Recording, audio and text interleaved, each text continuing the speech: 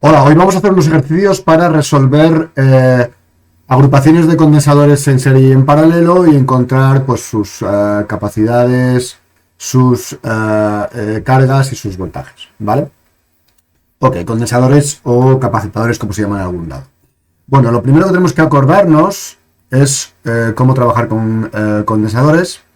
Para calcular los condensadores equivalentes es al contrario que las resistencias, es decir, si estamos trabajando en serie y tenemos unos condensadores así, por ejemplo, y este es C1 y este es C2, ¿vale? Pues 1 partido por la capacidad total es igual a 1 partido por C1 más 1 partido por C2. Es decir, lo mismo que eran en paralelo las resistencias, ¿vale? Y en paralelo se suman. Si tenemos un condensador aquí y otro condensador abajo, entonces C total es igual a C1 más C2, ¿vale? Esto es fácil, la capacidad total. Nos tenemos que acordar también importante que en los condensadores se cumple que la capacidad es la relación entre la carga y el voltaje, ¿vale? ¿Y qué pasa con la carga? Bueno, pues vamos a ver qué pasa con la carga y con el voltaje en paralelo y en serie. Fijaros, si estamos en serie, imaginaros que yo tengo aquí un condensador, otro condensador y aquí una batería, una fuente, ¿vale? Lo que sea en voltios, ¿vale? Entonces, esta batería va a producir esta diferencia de potencial aquí, es la misma, ¿vale? Esto es C1, esto es C2. Y esta va a tener un potencial aquí 1 y un potencial en 2, donde esa suma de potenciales van a ser la de los dos, ¿vale? Lo que sí que se cumple es que el lado positivo de la batería va a cargar aquí una carga positiva. Estoy hablando de intensidades y cargas convencionales, sabemos que al final es al revés, ¿vale? Y luego una carga positiva Q.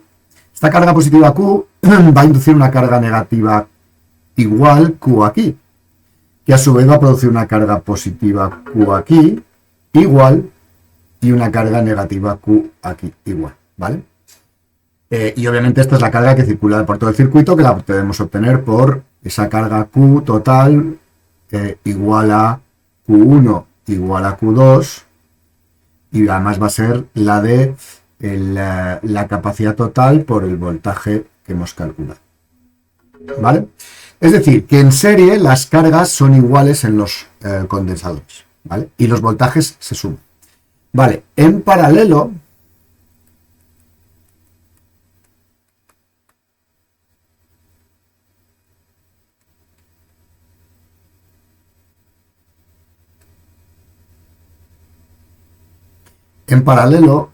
lo que es igual es el voltaje, es decir, si tenemos aquí una pila, este voltaje aquí entre A y B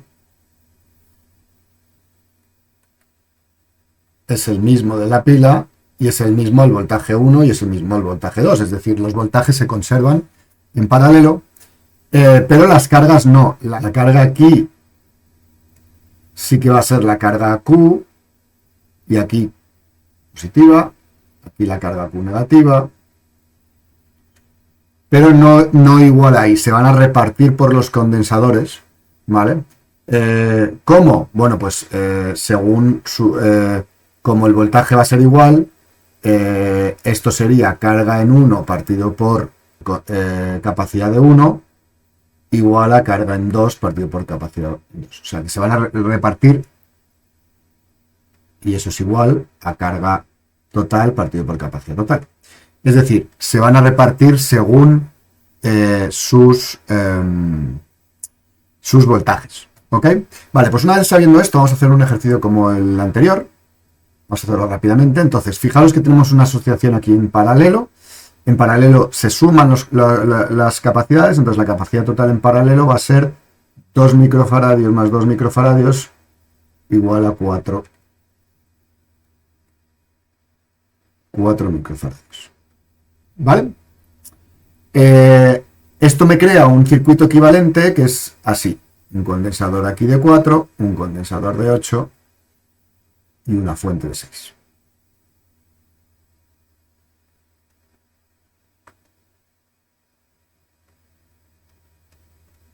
¿Vale?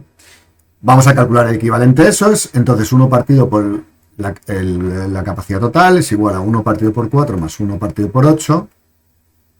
Esto es 2 octavos más 1 octavo, 3 octavos. Por lo tanto, la capacidad total sería 8 tercios microfaradios, que es igual a...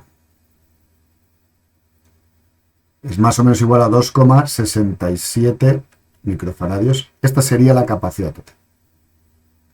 ¿Vale? Bueno, pues con la capacidad total podemos sacar la carga total. La carga total va a ser,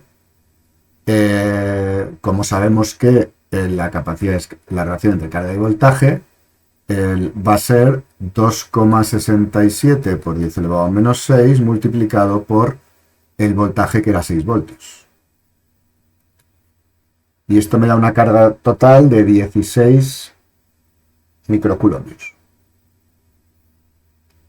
¿Vale? Más o menos. ¿Ok? Entonces tenemos una carga total de 16 microcoulombios. Como hemos visto que están... el de 4 y el de 8 están en serie, la carga es la misma. Entonces la carga en el de 8 es igual a 16 microcoulombios. ¿Vale? Y el voltaje en el de 8 entonces sería 16 microcoulombios multiplicado, o sea, 16 por 10 elevado a menos 6, partido por 8 por 10 elevado a menos 6, que es la carga, que es la capacidad. Esto se va y entonces me queda un voltaje de 2 voltios. ¿Vale?